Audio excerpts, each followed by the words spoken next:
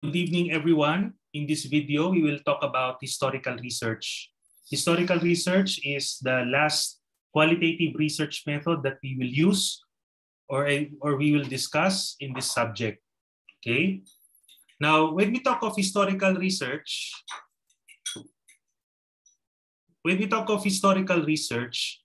it refers to doing research about history.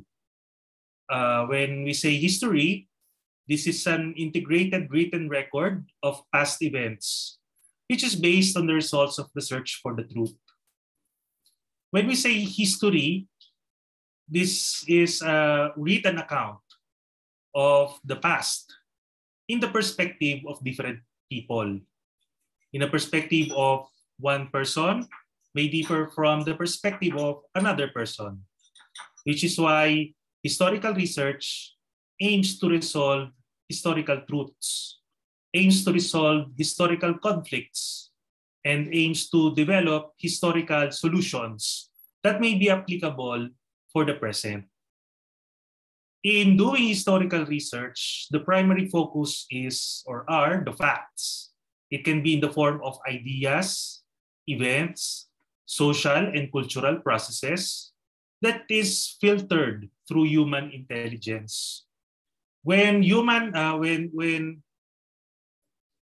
history is being studied, different ideas, events, and social that were written were actually the filtered facts. Well, in fact, there may be other histories that may be in focus. Now, historical research opens the windows into the past, which creates new ideas to help reshape human thinking and understanding. So in education, when we talk of historical research, it's one way to open the past of how we teach our students, the past of how our education system is developed, so that we can create new ideas based on the patterns from the past and help reshape the thinking of students and the teachers and develop an understanding of our system. So therefore, historical research is there to develop an understanding, just like or similar to other qualitative research methodologies. Now, when doing historical research, there are specific qualities that you, as historians, must possess. First, you must have a healthy skepticism. When we say skepticism is the ability to weigh whether the facts are true or not. It's not a disbelief of the facts. It's not about just curiosity of the past, but rather being able to sift data and relationships that occurred in the past. Historians should also have an active engagement in the process of generating and testing broader ideas about meaning and significance that might ultimately change our perception of the work and worth of education. And the historians need to use a variety of sources, which is usually for triangulation purposes, such as private letters, personal and professional journals, books, magazines, and newspapers. You travel time as a researcher by exploring these materials. It's like time traveling when you read these different types of sources to help you seek a relationship or idea or get a gist of what's happening in the past in the form of ideas, events, institutions, or people. Now, there are two types of historical research traditions. One is the positivistic school, and one is the idealist school. By intention, the positivistic school is or aims to reduce history into universal laws. They try to reduce these ideas into quantifiable laws that may be applicable for one setting or another.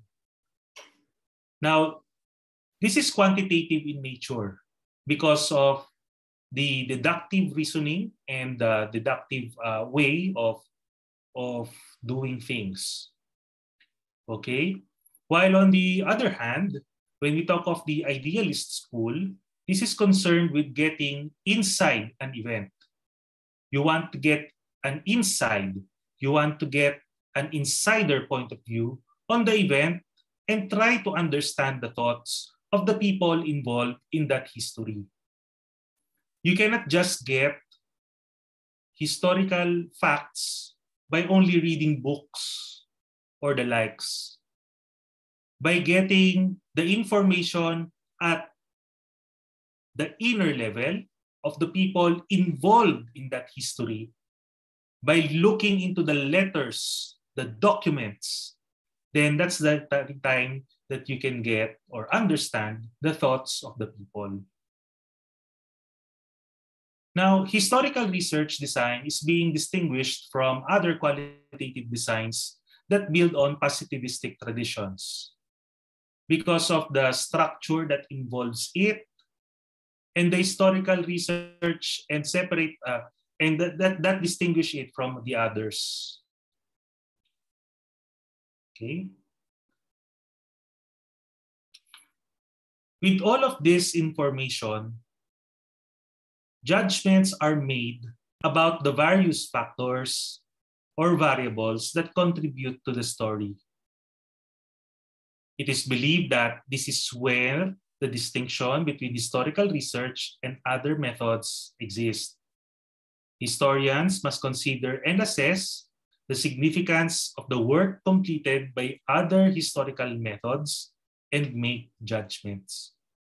So the primary task also of historical researchers or historians is to make judgment of the truth that has been recorded. Okay? Now, when do you use or select when is the time when you select historical research as a method? First and foremost, if your aim is to understand the wholeness of the past, you have to use historical research. Okay? You have to use historical research. And when you analyze the experience and use the information gained to explain and prepare the society for similar events in the future, historical research is also the preferred method to understand and to prepare the society for such events. Now, historians, when they do historical research, usually select a framework to guide their study because there are a lot of information that covers a certain event in the history. There's a chance that you might get lost in the process.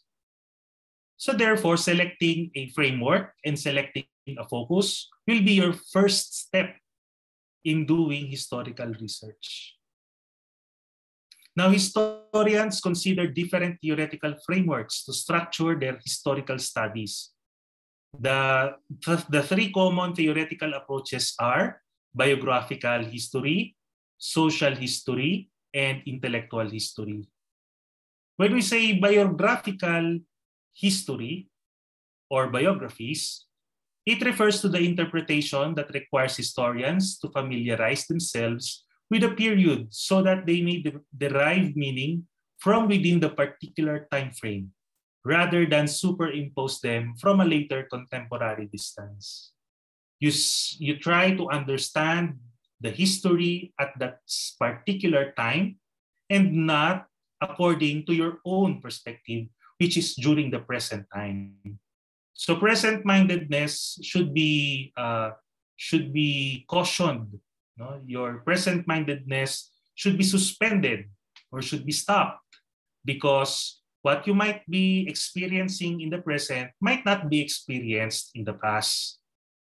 Okay? Now, another historical or theoretical approach in history is what you call your social history.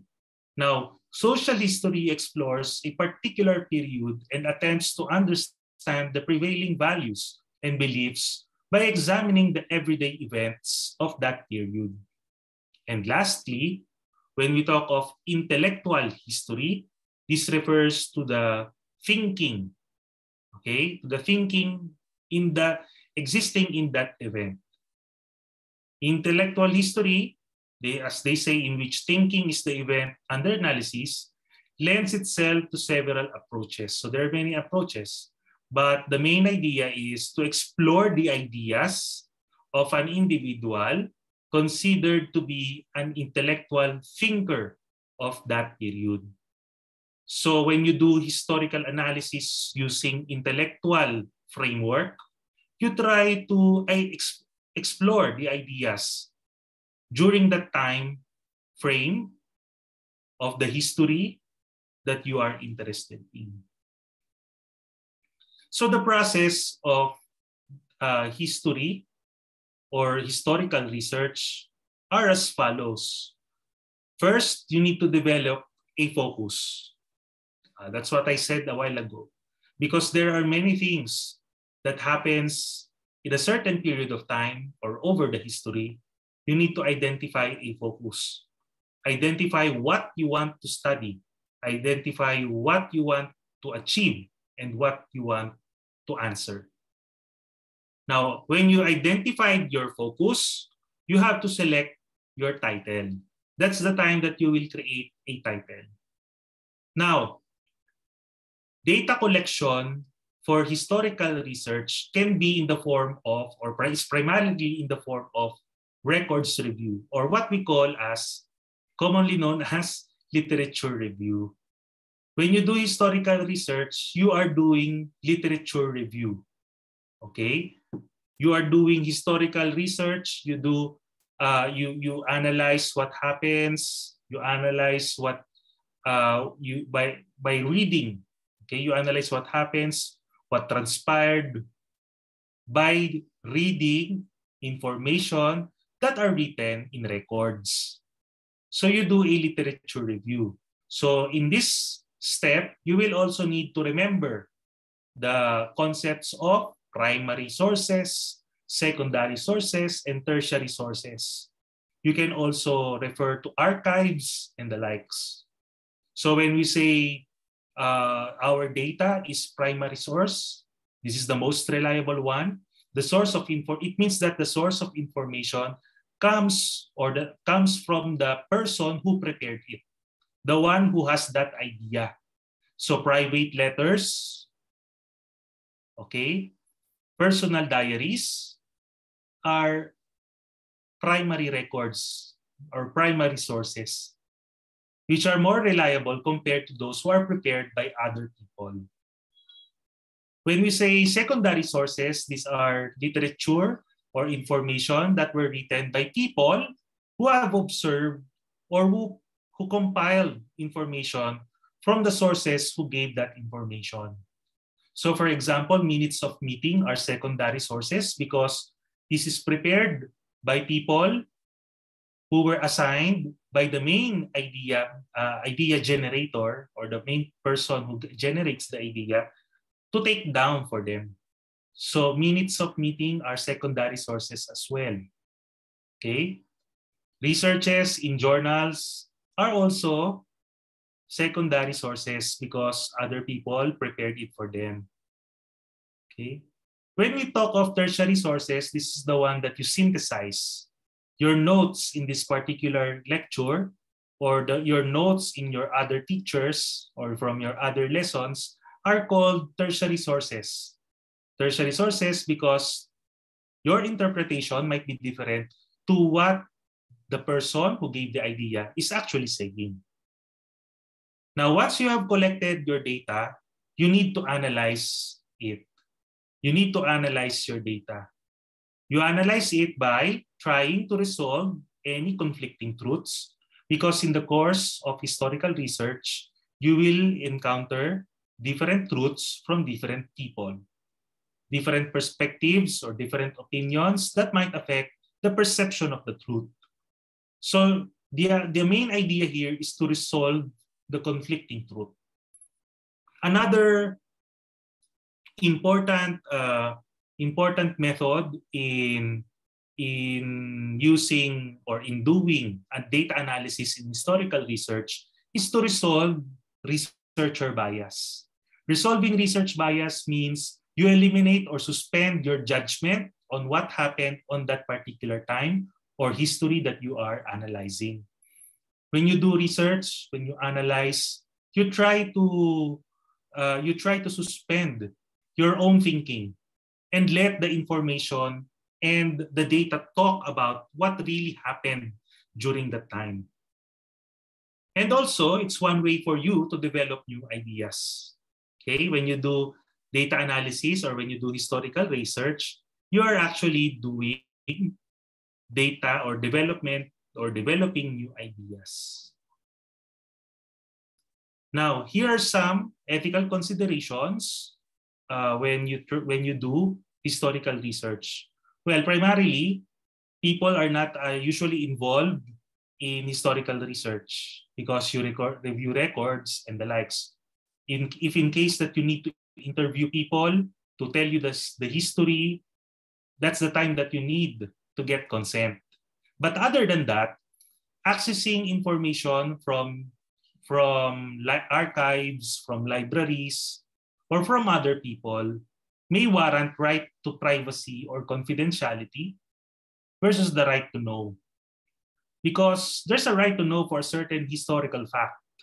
That's a proven point. But there is also the person who is holding that truth may have the right to privacy and to give information to you. Rather than giving the information to you, a person may not agree with you because his privacy or confidentiality may be aggravated or violated. So these are some ethical issues that you may encounter when you do historical research. And that ends my lecture for this night. Okay? I hope you have understood some basic points of historical research. Should you have questions, you can always ask me. Thank you very much.